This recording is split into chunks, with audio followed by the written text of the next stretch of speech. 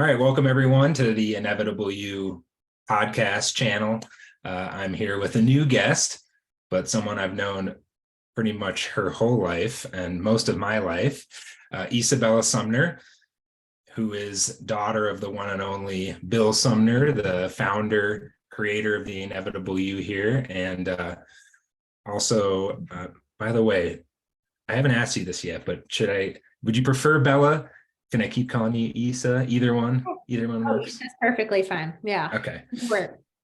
So Isa has recently graduated from a Pilates certification course, becoming a Jedi master in Pilates is kind of how I understand it. And also is getting her coaching practice going as well, because she is an Inevitable You certified coach. And looking to kind of fuse those two worlds together and serve not only her, Pilates folks differently, but also serve clients that she has in a different way through health and wellness. So wanted to have a little discussion around Pilates because first of all, I virtually know nothing about Pilates. So maybe we can start there and just kind of a quick, what is it? And then we'll get into how does it kind of fit into everything that we do here at the Inevitable You. Yeah, absolutely. Thank you for that, Brian. Yes, I do think it's been since the day I was born. We could probably maybe circa a few days off of that, but pretty dang close. Really happy to be here. As Brian said, yes, I just recently received my full certification as a Comprehensive Balanced Body Pilates instructor. Essentially, that just means I've gone through all the hours, I've gone through all the teaching, the training, and I can have a cool certificate somewhere on my wall and feel really confident in what I do. Plain and simple, Pilates has been around since the day of Joe Pilates. So it was a man. It was back in the early 1920s that Pilates was really founded. Oh, wow. And the theory and the stories go that Joe Pilates was actually interned during World War I in the Isle of Man. And during his time in internment, his bunk and like booth or whatever, where all his prisoners and him were the only ones that weren't coming down with sicknesses, diseases, weren't having body ailments. They were healthy because he had taken the springs off the bottoms of beds and actually hooked them to the bed frames and was using them as what we see in modern day Pilates equipment now. So kind of this theory, and you'll hear some people say like, oh, that's not true, but he was a fitness person. He was interned, and his whole mindset really was, if you move your body with intention and it has purpose, you'll see results from a physical standpoint, from a mental standpoint. Makes sense. Yeah.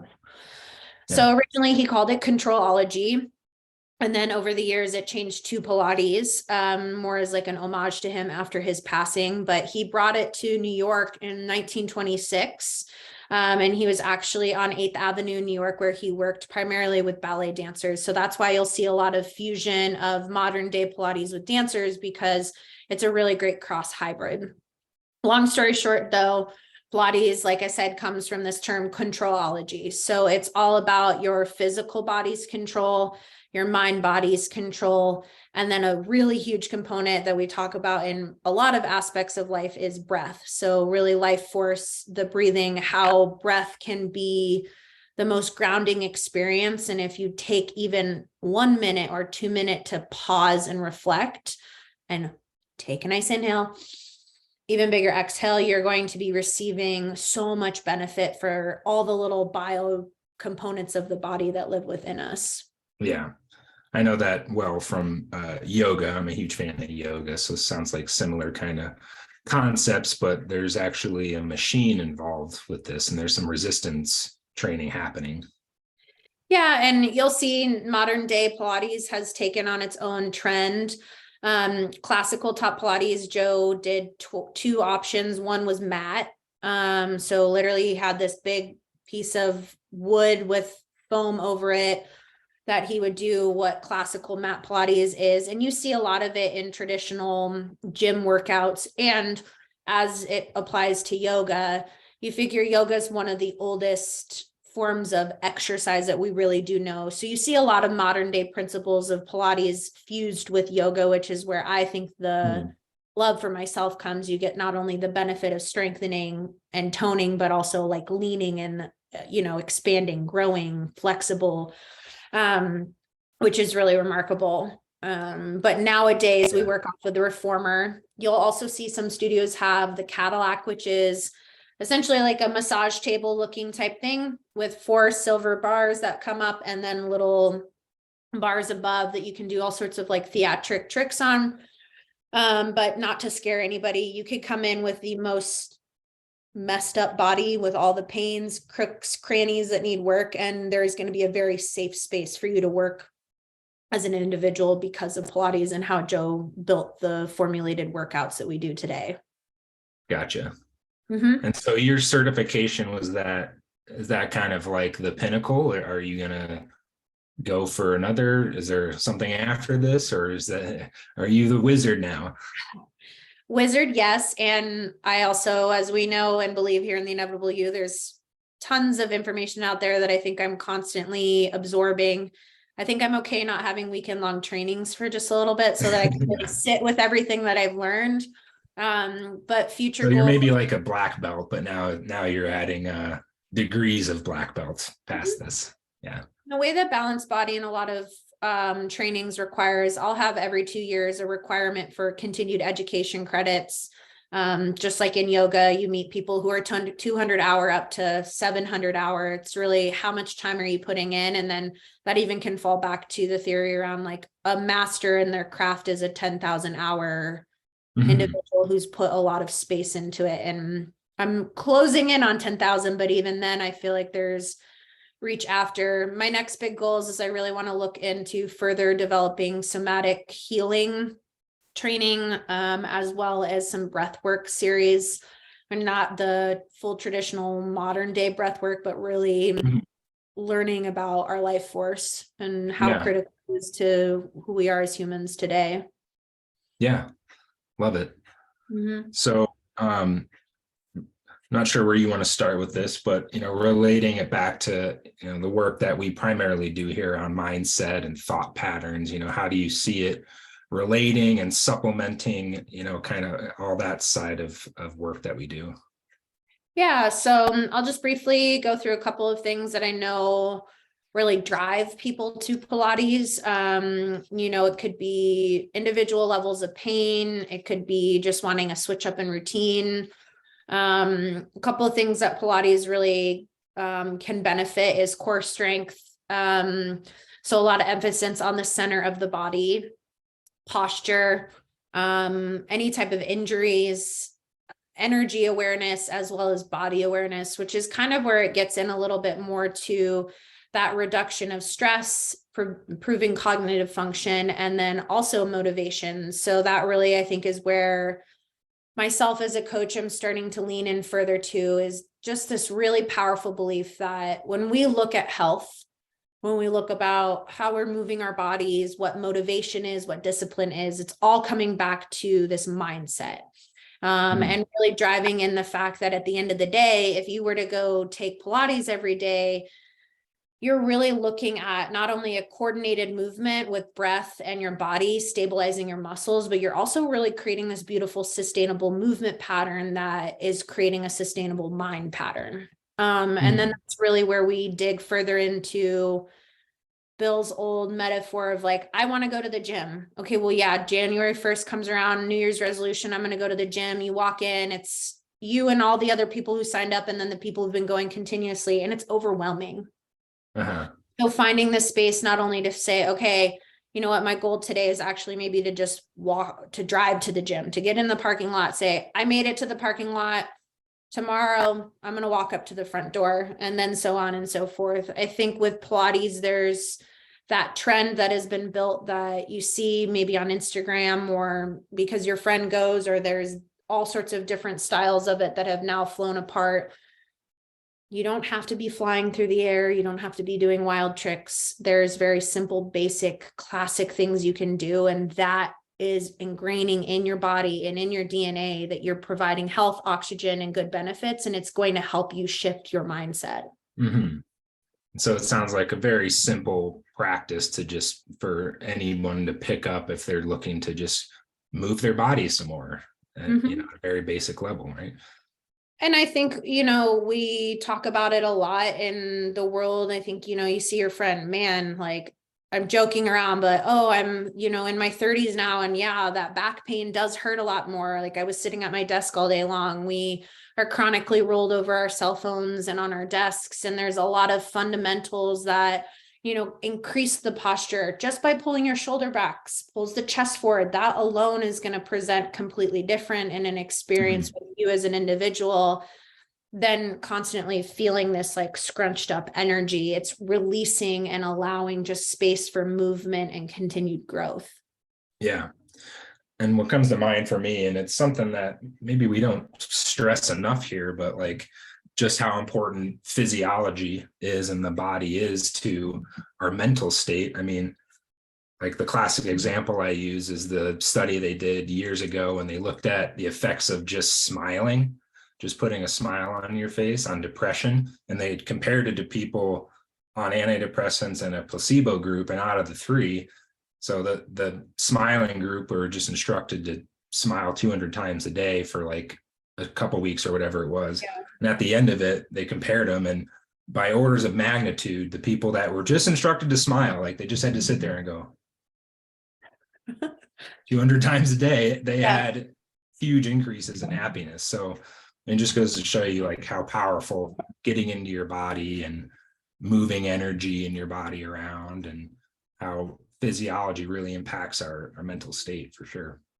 Yeah. And, there's this degree that we as a society, I think, after COVID specifically, and obviously, Brian, you and I think talked about this the other day, that we were really forced to isolate, and it created this systematic want when it was over to be like, no, I am craving community. And to crave community, you also are now craving movement. And what does movement provide for you? Any day that you even were to get up in the morning and go on a walk, like you're going to see a noticeable shift and change. So maybe Pilates isn't the first grounding step that you take. It's just, for me, I have found you can have somebody who is 18, 19, 20 in the best shape of their life or learning how to move their body. Then you have pregnant Sally over here who's getting ready to have a baby or just had a baby and is now trying to find that pelvic floor awareness. Or then you've got 75, 80-year-old Joe Schmo over here with osteoporosis. There's just never been something with so much versatility to really work with all humans and feel safe doing it. Right. Yeah, I can relate to that. I think I'm a pretty healthy guy, but sometimes going to the gym, I'm not a bodybuilder. I'm not there to just get bigger. And I think that's why I gravitated towards yoga, and I'll have to give Pilates a try sometime too. It sounds like right up my alley, because even when I go to the yoga studio, I mean, there's people of all different age groups, and I see 75-year-olds there and they're crushing it, and it's like, wow, this is a lifelong sustainable kind of practice, and it sounds like Pilates very similar in that regard. Yeah, I mean, because even through training you learn about the anatomy of the body, you learn about how to use the equipment, and then you have a huge component that is also, okay, you've got your 9 Pilates principles. It's breathing, it's concentration, rhythm and flow. You've got relaxation. So it's taking all the little bits and pieces of all the maybe exercises or workouts you like to do and just bringing it into one very happy little bubble. Yeah. And then where I'm really coming from and what I'm building to is I am a firm believer that the more that you can move your body, the more the energy within your body is going to be able to move. And, I don't have a lot of the studies pulled up. I see that it's just like constantly becoming more and more of a thing. Like even there's a really great program called The Class by a gal named Taryn Toomey. She formulated it out of New York, and it's a full class where it's weird. And if you want to join and do it, like be so open to it. But you dance around, you make loud noises, you go, ha, and you breathe and you move, because the thought of your body holding on and storing energy is so real that at the end of the day, as you said, from a physiological standpoint, if you're holding on to stored energy and you're not releasing it, that by theory is now manifesting into more and more and more, versus giving yourself the space to release and provide your mental ability to say, you know what, no, actually, I am more capable and I am going to be able to do this now because of my release of that. Right. Yeah. What's also coming to mind is I know you've experienced this many times with Bill at Tony Robbins events, right? Like he was so, gung-ho on getting people so energized, and like they put on loud, crazy music and thousands of people like, and like by the end of it, because he Like, does it what's every happening? but like it really does change your state. I mean, just the simple act of getting up, jumping around, dancing, moving, it changes you. Well, and then look at the individual, Bill and my dad, who obviously they're the same, but sometimes it drive me mad because I'd have a bad day, I'd come home and I'd be determined to be in a bad mood. And he'd just be like, Yeah. like, I know I can snap. It's that state of energy that if you're already giving the movement, you're going to find that you're going to have less bad days. You're going to find that your mindset shifts of even how you view yourself when you're, thinking about ways to portray who you are and what your energy is. Like, it comes down to an ingrained DNA of like how you talk about yourself internally, externally, the people that you surround yourself with. And okay, maybe Pilates isn't the motion or the movement for you that you gravitate towards, but there is something out there that will support you. Yeah. Yeah. So how are you seeing it kind of dovetail with the more mental coaching side of things, and what are you hoping to achieve or looking to do there? Yeah, so I'm in a great growth phase right now. My big goal was to get through the certification, and then I've learned over the last few years, and obviously still continue to learn, really how grief plays a pretty prominent role upon society right now. So what I'm really working on is connecting not only individuals who maybe have experienced grief, but almost maybe might be prepared for grief, so that you have a space. I taught today actually, and it was funny. I had a girl come into class who I was like, hey, how are you? And she was like, I'm okay. And I was like, well, that wasn't convincing at all. When somebody says it and you push, you prod, or you just let it be. She's like, it's just been a really long week. And I was like, great. Then you get to just kind of disconnect. Let's take some class. Let's have some fun, breathe through it. And at the end of class, she literally was like, that was just really fun. And I feel like I'm in a better mood. Granted, okay, yes, I led the class, but at the end of the day, it was her choice to make the switch to say, I'm having a bad week. Yeah. But I just set aside the time, the space for me to move.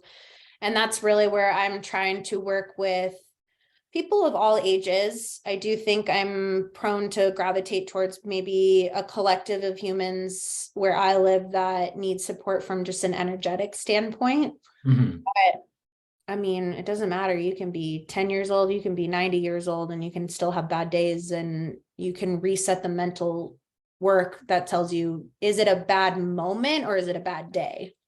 Yeah.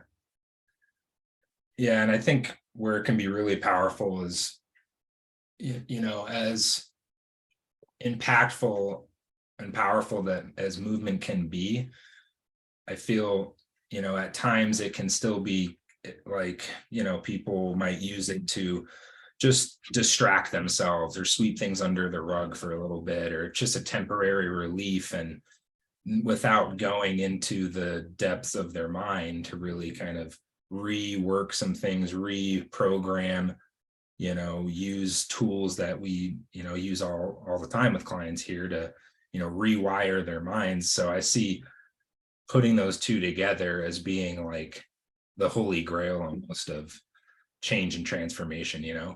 Well, you hear the term all the time, mind-body connection. It's not just a made-up term that we use to put you into a deeper pose in yoga or help you lift heavier weights in the gym. There is really a sense of when your mind and your body speak with one another, they have just a much stronger connection to handle stress later on in an easier way, because they've either already experienced it and been like, oh, been there, done that. Cool. I know how to handle this. Or the response is much easier for you to step back and say, okay, I haven't been in this experience before, but I know that mentally I'm much more, I have the tools to feel like I know how to challenge myself in this moment. And, you know, it might not go the way that I want it to, but it doesn't mean that I have to give up. It's the fail 9 times, succeed the 10th time that comes. It's a mind body connection. Yeah. Yeah. And even for, you know, like the girl that came to your class, even if it's just to get out of that funky place she was in. And then after the class, okay, now I'm in a better state to kind of process whatever she had going on. It could have been just a bad day, or maybe she's going through some kind of loss or grief, that you're just in a different state, right? I mean, state in all the sense of the word, to process things a little bit differently versus maybe overwhelmed with, you know, stress or sadness or anger or whatever. It can be really hard to kind of process through that stuff when you're in there, you know. Well, I think it even comes into like, it's breaking the pattern. It's, Yeah. you know, stepping away from whatever is creating that irritation, that sadness, that guilt, resentment. You insert word here, whatever emotion you might be feeling. And okay, it's a Pilates class that you chose where, you know, the instructor acknowledges you. That alone can break somebody's pattern. You just said it. It's the person who smiles 200 times a day, like they look crazy and wild, but guess what? It broke the pattern, and our body, and this, you know, is where we even, I know we talk about it a lot, right? When we demystify the idea of the inevitable you, and we start to bring in some of the more spiritual aspects, it's like, our body doesn't recognize the negative unless we fully focus on the negative. Say I can't, of course, like you're going to forever be like, okay, I can't. I'm trying versus I can, or I'm doing. Your body's going to neurologically go, doo, doo, doo, doo, doo. Okay, cool. I'm doing. Like, no, you can't go do 3 backflips off of a diving board, but your mind's telling you that. So like, what is that then going to translate to of a feeling of accomplishment, a feeling of success? And then, like I said, for me, it starts on a reformer. When I'm in Pilates, I take a lot of yoga. I can't say that I go into many yoga classes and leave not in a better headspace, because I'm able to disconnect, but in a very safe and healthy way of not just pushing my problems under the rug, but like acknowledging their existence and getting my toolbox together to say, I know how to now attack the issue or go about finding the solution, because I took the space for myself to just connect to my mind via my body. Yeah. Do you ever find that sometimes, whether it's yoga or Pilates, that things come up that you weren't conscious of before, like in working through, like your body releases something, you're like, whoa, what the hell is it? Like, yeah.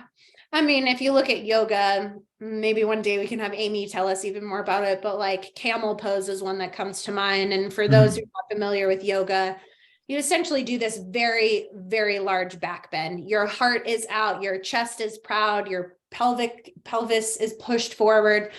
And like some humans, position. Oh, your hips are open, your hips are your storage space for emotions. And the amount of times that an instructor will be like, we're going to go into camel, I'll be like, oh, I don't know if I want to do that today. I'm like, okay. And I'm like, and then like, I'll just go into Shavasana. I know. I mean, and in that sense, like, right, I have found that I think our body can manipulate energy in multiple ways. It can be a thought pattern. Maybe it's a feeling. Like nausea to me is an example of like a stored emotion trying to escape. So our body over time is going to learn how to find the way to store or mute it or try to dull it. And it just sometimes comes out in pains in our body, back pain, neck pain, stomach aches, you know. Yeah. Well, we were just talking before this that we both were experiencing some nausea, and I couldn't pinpoint it to any. It's not like I ate anything crazy last night. I ate a chicken stir fry that I make like all the time. Yeah. And I woke up like, and it felt more energetic than just a physical thing, but my body was, maybe TMI, trying to release the energy in its ways, and didn't feel good. I call it the energetic hangover. Like I always get energetic hangovers, like a lot of times around a new moon, a full moon cycle. And it's not always a negative hangover as much as the term connotates that, but it's just the release process of like, when you can take your emotional stamina, and if you were to put it in a bottle on the shelf, that's like not even possible, because the amount of emotions that you feel in a nanosecond, they're changing constantly. So when you have an overall arching, like what you and I had of waking up both this morning with like kind of weird upset stomachs, and us being like, it must have been dinner last night. We should have actually been like, oh, maybe it's actually something energetic. And now after we're done with this, I might maybe go think a little bit harder as to like what energy maybe came up for me overnight that I really needed to release this morning. Right. Well, I know I was pretty energetic last night. It took me a while to go to sleep. And so I don't know, maybe it was that surge of energy that kind of stirred things up in my being. That You have a lot of dreams last night? I can't even, I think so, but they're like fuzzy. I can't even make out what they were. I'd have to meditate on it, but yeah. See, I had like multiple times that I woke up, which I don't usually do. So that was the same for me. That's why I didn't feel like I was dreaming, but I was tossing and turning a little bit, kind of up and then. Which as we talk about a lot in our new moon calls, it could have been also something changing from a energetic component in the stratosphere, the atmosphere, the stars. Our tiny little beings are affected by some of the big changes going on. I know. I think there's this really big drive, want, desire around, yes, an image, a look, but if you get down to the ground being of it, when we look at Pilates, when we look at yoga, if it's weightlifting, if it's just walking, rollerblading, pickleball, you pick your poison as to like what it is you're doing. The more that you're actively moving the body, the more your mindset is just going to feel more positive. It's just going to feel lighter, and like you have the better resources to just find solutions for problems and not feel so isolated. Yeah, absolutely. Well, what else was there any other points you wanted to touch on? I don't want to keep us honest on time, but if there was I know. If you have any questions, a great resource, you can go anywhere on Google. And then also we know Google is infinite, quite literally. So great resource. You can find me via my email, via online. I'm happy to support, even if you're not. I'm currently in Florida, so if you're not in state, just even to what to look for when finding a Pilates studio. It might be introducing yourself to privates, which can be a little bit more expensive. And then, once you feel like you have the ground foundation, moving into group classes. The one last thing I'll say is mind-body connection. And then a lot of what we learn from an anatomy aspect is about how our mind and our gut are heavily connected. And I would tell you that the stronger your core is, the more support you have to the gut. And it's a bold statement. I'm not saying like if you're dealing with crazy bad stomach issues and you have, your own health things to work through, I would just tell you that looking into what your core strength is going to be a very great indicator for truly the foundation as to how you can handle emotion response to stress. Mm-hmm. And then, obviously, if you want to pick something heavy up, that's great too. But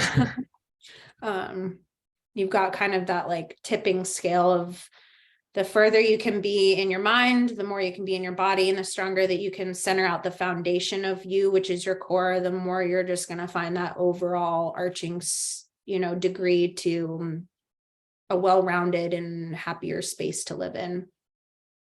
Love it. Yeah. So anyone that wants to reach out, I'll include the links, handles, things to access you and reach out. And also you can get a hold of her through the website, inevitableu.com, as well as myself. So thank you. Thank you. It's very informational. I learned something new today, and we'll have more of these to follow. And thanks everyone for watching or listening.